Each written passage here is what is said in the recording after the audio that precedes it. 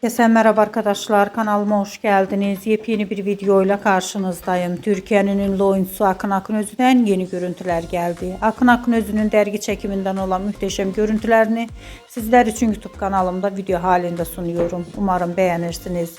Arkadaşlar, videomu beğendiyseniz kanalımı izlemeyi ve bildirim butonuna basmayı unutmayın. Hoşça kalın.